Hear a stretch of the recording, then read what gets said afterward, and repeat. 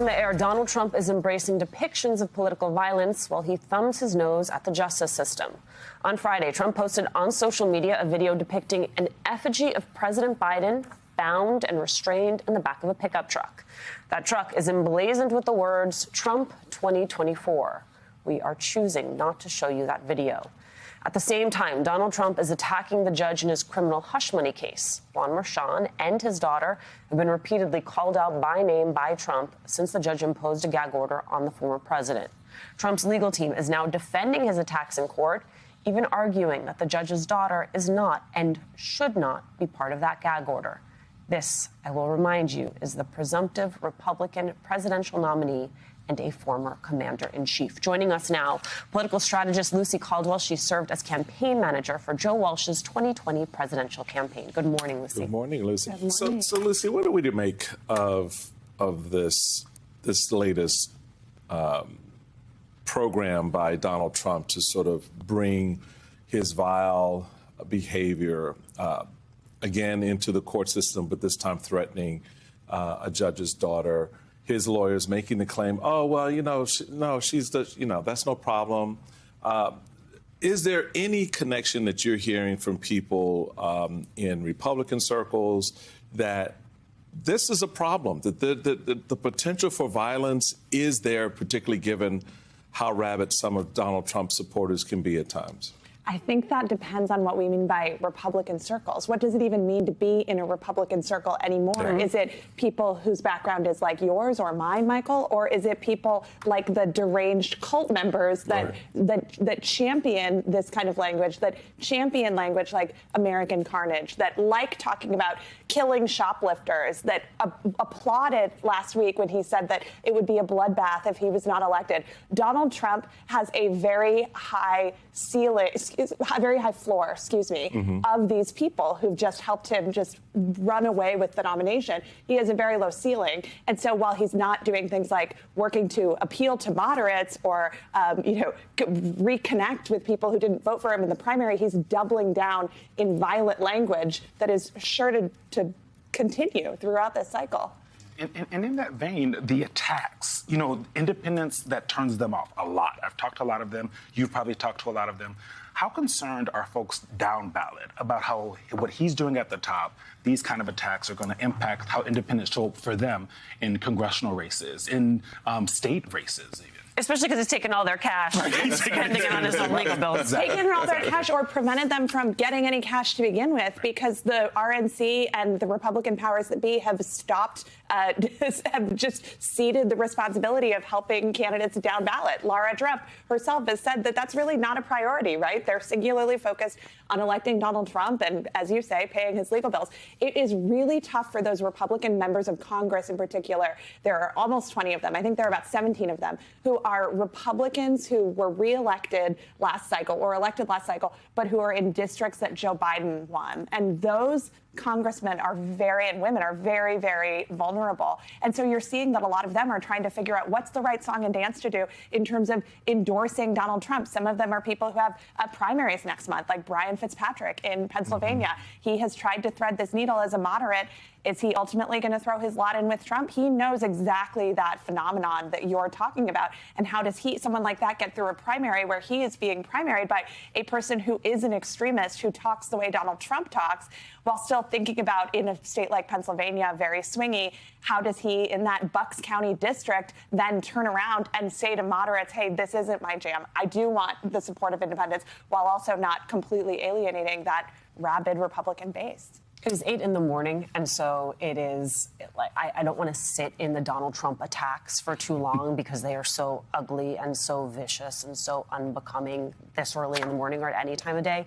But I also want to be clear that the stakes could not be higher, right? And that even though we've become accustomed to his calls for political violence, it should never become normalized. I don't know if you remember Judge Esther Salas when she was on with Nicole Wallace talking about an sort of misogynist who came after her and ultimately killed her son. She's been doing a lot of work to make sure that judges' personal information is not readily available, but she was very clear about what is at stake in the moment. I want to play a little bit of that sound.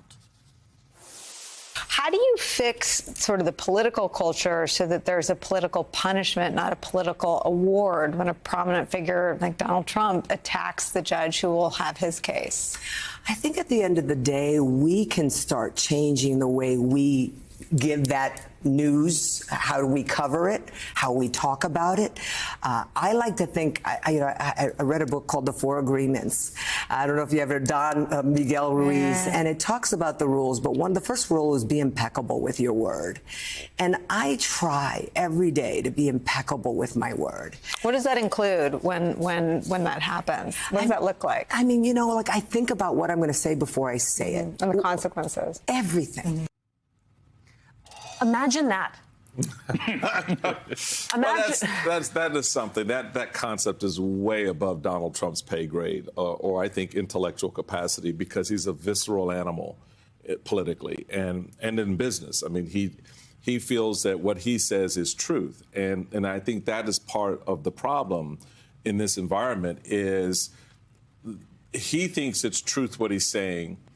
The court system wants to give him the latitude that it would give folks out there to, not stifle their free speech.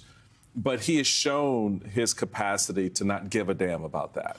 And so it still amazes me how much the system bends itself over backwards. You have, Adam Reese and Lisa Rubin and Zoe Richards published on Friday. Tuesday's order did not mention Merchan and his family members, a loophole that Trump seized on Wednesday.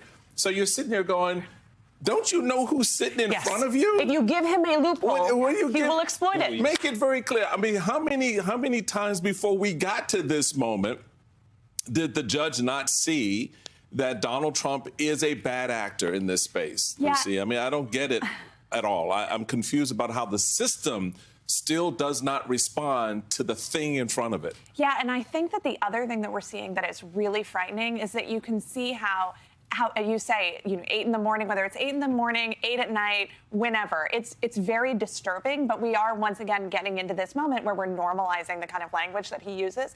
And I think in recent weeks, as he's doubled down on some of this language, you actually see the way in which other people around him are creating a permission structure. And they're saying things like, well, he doesn't really mean that. He doesn't mean that. And so while you're right that he is a visceral guy and reactive, I think he is actually extremely intentional in his language. He knows exactly what he's saying. And we do this thing where I think even people who don't condone this language at all, we almost have a tendency to let him off the hook because the volume of the attacks and the volume of the violent language is so massive. We think surely a person who's sane wouldn't be talking that way. He must not mean that. He must just not be careful. I think not only does he mean it, but obviously we should want a person who is a presumptive nominee for the presidency of one of the two major parties to be circumspect and careful with what they say, and not a person who is fomenting rage. I mean, for nearly a decade, we've all kind of been trying to translate what Donald Trump is saying, trying to understand, okay, he's saying this thing, maybe he means something else. And I think what Donald Trump has showed us again and again and again is that he means what he says. He's doing it on purpose. He knows like you said, the loopholes, where to go so that he doesn't get in as much trouble as possible. He's pushing the limits of every single aspect of the country, legal, cultural, political, and the inability for the Republican Party to find a way to stop that, and more importantly, finding ways to prop that up. You're talking about folks who, even with the 2020 election, you have people who didn't say like the election was stolen, but say, yeah, there's irregularities that we're all worried about. That's what he's talking about. And Donald Trump's like, no, it was stolen. That's what I'm saying. You know what I mean? So even the people that are trying to help translate him to the American people have again and again been thwarted by the man himself. Well, and you look at his words when they're weaponized against other Republicans, and that becomes even more clear. Let's take a quick listen to a campaign ad that's now out from the Biden campaign trying to target Nikki Haley voters. Nikki Haley has made an unholy alliance with rhinos, never Trumpers, Americans for no prosperity. She was sitting there like... She's gone crazy. She's a very angry person. She is not presidential timber. I don't need votes. We have all the votes we need. She's gone haywire. There aren't that many never Trumpers anymore. How do you bring these Nikki Haley voters back into the tent? I'm not sure we need too many. Do you think that appeals to a Nikki Haley voter? I don't think that appeals to a Nikki Haley voter, but I think that Donald Trump has decided that he's not even going to try to grab that audience. No, I meant as it relates to Joe Biden. Do you think Joe Biden can bring in Nikki Haley voters with an ad like that? I think it's possible. I think it's also very hard to know exactly who Nikki Haley's voters were because the efforts to move independents in the primary were so massive that, some of the big numbers that she put up, I love it, love to see it. I'm not convinced but half that of them actually. were Democrats. And That's there right. are a lot of open That's right. primaries. So That's you right. can't, to Lucy's point, you can't really. The Nikki Haley voter is an amalgam of Democrats and independent voters that make up a sizable portion of that vote. Raw Republican turnout for her was not at 50%. Right. It was not. It was not those big numbers. Even in South Carolina, I was at her election party. I'm like walking around, sneaking around the campaign staff, trying to talk to the voters and the people that were there. A lot of them were like, "Oh no, we're Democrats. We're just here. Right. We voted for her. We supported her. We wanted her over Donald Trump."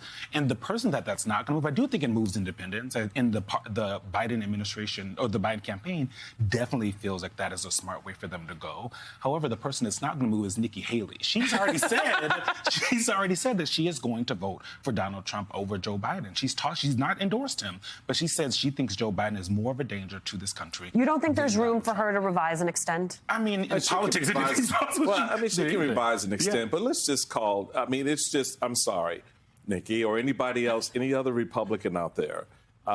Donald Trump is more dangerous than anything in politics right now. Yes. And there's not. I mean, there's bad policy, and then there is authoritarian leadership. And so the question for all of us right now is, what are you more concerned about? A policy you disagree with, or a man who wants to take your rights away? Because that's what this election boils down to. And people just need to stop acting stupid on this and stop negotiating with themselves. You know the truth. You know the facts. Man and woman up and own the country, for God's sake, instead of giving it to Donald Trump. Sorry, but it's 8 o'clock and I haven't even had anything in my coffee yet. Hey, everyone. MSNBC has a new and improved app. You'll get real-time alerts and analysis, live blogs, in-depth essays, video highlights, and the best 2024 election coverage. Download the new MSNBC app. Here's how to do it. You tap on the App Store on your phone. You hit search on the bottom right corner. You type in MSNBC. You click on the MSNBC app. You click on Get or the cloud icon and enjoy it.